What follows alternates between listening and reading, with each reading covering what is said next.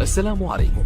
لا تنسوا الإعجاب بالفيديو والاشتراك في القناة تشجيعا لنا لنستمر بنشر المزيد إن شاء الله.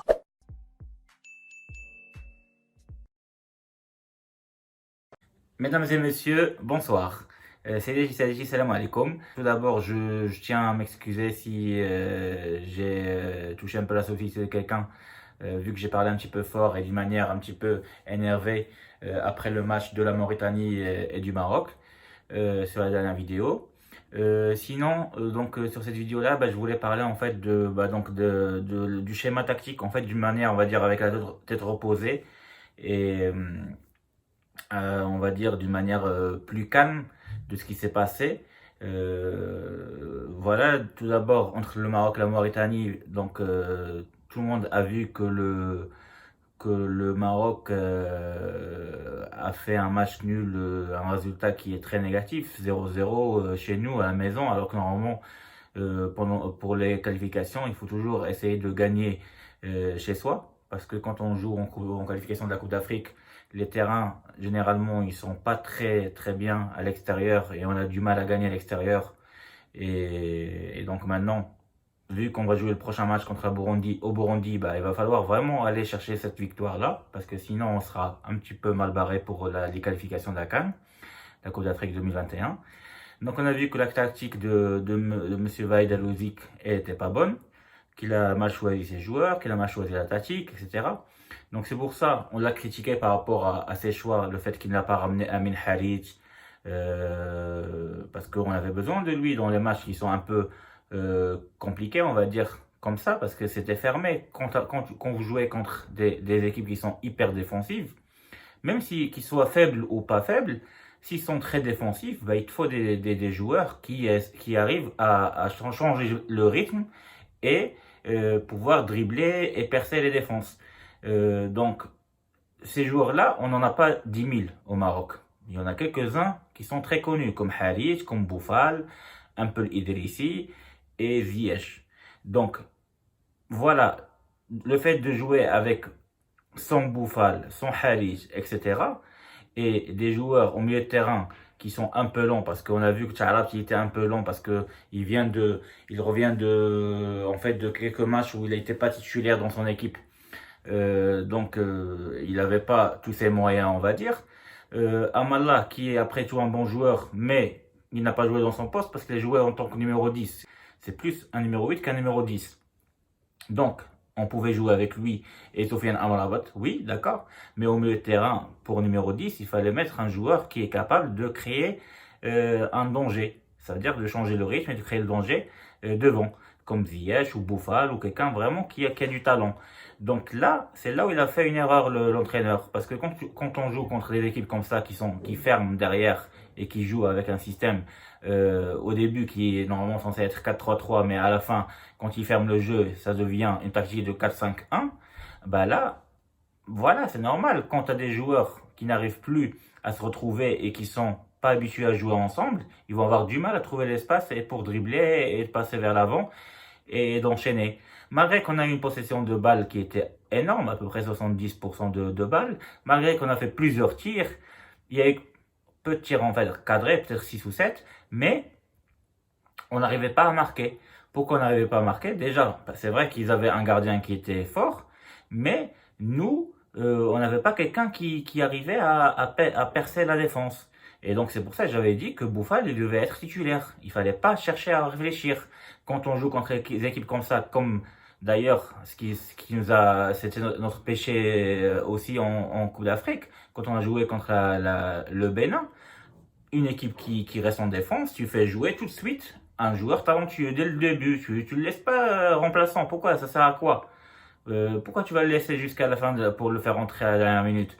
Non, tu le fais titulaire, il va fatiguer les joueurs, il va ramener des pénaltys, il va ramener des coups francs, on va marquer des buts, etc. Et après, quand il sera fatigué à la 70e minute, tu peux le sortir. C'est pas grave, on peut remplacer Bouffal par Idrissi, par exemple. On a des joueurs. S'il avait ramené, par exemple, Haddad du Wydad Casablanca, il était bon aussi pour percuter, percer, tirer de loin, etc. Et dribbler. Donc, la tactique n'était pas bonne de laisser. Normalement, quand on joue contre des équipes qui sont très défensives, il faut faire jouer dès le début de manière offensive. C'est-à-dire, ne cherche pas à mettre un milieu de terrain qui est très lent, qui te fait tourner la balle d'une manière statique, négative. Ça sert à rien de faire tourner la balle dans ce cas-là. Il faut aller vite vers l'avant. Et c'est ça le problème qu'on a eu dans ce match-là contre la Mauritanie. Donc j'espère, là, le prochain match, on va jouer au Burundi, donc après-demain, que Vaïd ne va pas refaire la même erreur, parce que le Burundi, ça reste aussi une équipe qui est moyenne. Donc on peut ramener une victoire de là-bas, de chez eux. Donc ce cas-là, il faut vraiment choisir une bonne équipe. Au milieu de terrain, il faut vraiment qu'ils ne jouent pas avec 3 joueurs très longs. Parce qu'on sait très bien que dans le foot, le milieu de terrain, c'est la base. Si tu n'as pas un vrai milieu de terrain qui est très fort, franchement, l'équipe, elle sert à rien. Tu feras jamais rien. La défense, elle n'a pas été testée parce que tout simplement, les autres, les Mauritaniens, ils n'ont pas réussi à attaquer. Donc, Abdelhamid et Saïf, ils n'ont pas eu beaucoup de boulot, même si les deux sont des gauchers. Moi, j'ai pas aimé ça, donc c'est pour ça que j'ai préféré qu'on mette par exemple Banoun avec Saïf. Pour moi, c'est mieux. Voilà. Sinon, donc moi, je préfère qu'on mette Ziyech clairement au milieu de terrain, donc autant que Sané Al-Ab, qui va réussir à créer du jeu et voilà, créateur.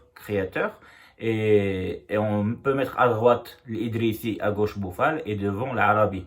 Et après, parce que Amrabat, pour moi, non, Amrabat, franchement, il a un peu régressé. Il n'est plus comme avant. Il joue que sur son physique.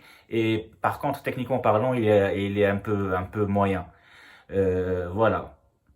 Après tout, si le coach il veut le faire jouer dès le début, pourquoi pas. Et après, le remplacer par Idrissi, on verra bien.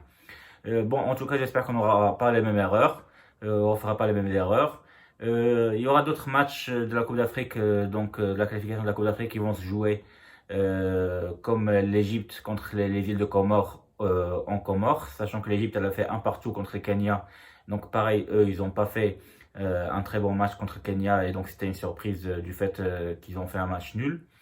Il y a la Tunisie qui va jouer contre la Guinée équatoriale. À l'extérieur. Donc je pense que ça va pas être un match facile parce que ça joue à l'extérieur. Donc on verra ce qu'ils vont faire les Tunisiens. J'espère qu'ils vont gagner. Voilà. L'Algérie, elle va jouer contre le Botswana demain. Donc au Botswana. Cette fois-ci sans Riyad Mahrez. Mais j'ai pas peur pour l'Algérie.